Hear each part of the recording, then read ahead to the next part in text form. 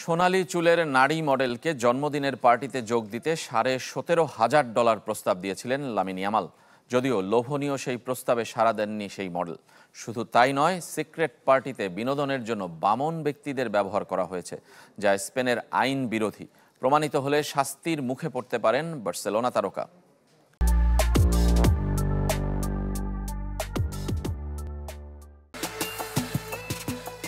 ইয়ামালের party হবে আর বিতর্ক থাকবে না, তা কি করে হয়?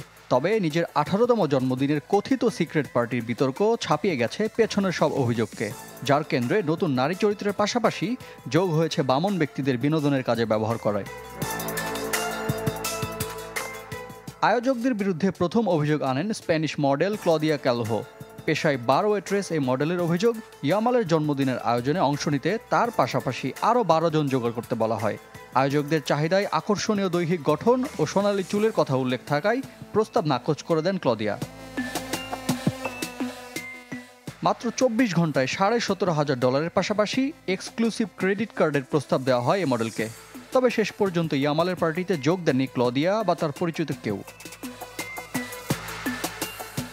আইনি জটিলতা সামনে এসেছে ভিন্ন আরেকটি কারণে। ইয়ামালের জন্মদিন আয়োজন নিয়ে প্রকাশ করা এক ভিডিওতে দেখা গেছে বামন ব্যক্তিদের।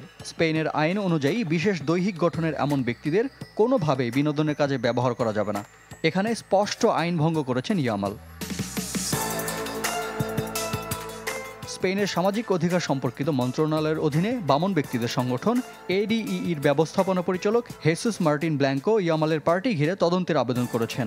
বৈষম্যমূলক কোনো আচরণের প্রমাণ পেলে আইনি ব্যবস্থা নেবে সংগঠনটি, জানানো হয়েছে এমন তথ্য। বার্সেলোনার 50 কিলোমিটার উত্তর পশ্চিমের শহর অলিভিয়ার বিলাসবহুল এক বাসায় উদযাপন হয় ইয়ামালের জন্মদিনের সিক্রেট পার্টি। ইউটিউবার, মিউজিশিয়ান, ইনফ্লুয়েন্সারের পাশাপাশি যেখানে উপস্থিত ছিলেন বার্সা তারকা রবার্ট লেভানডোভস্কি, গাভি, রাফিনিয়া সহ 250 অতিথি। রিফাত হোসেন, চ্যানেল 24।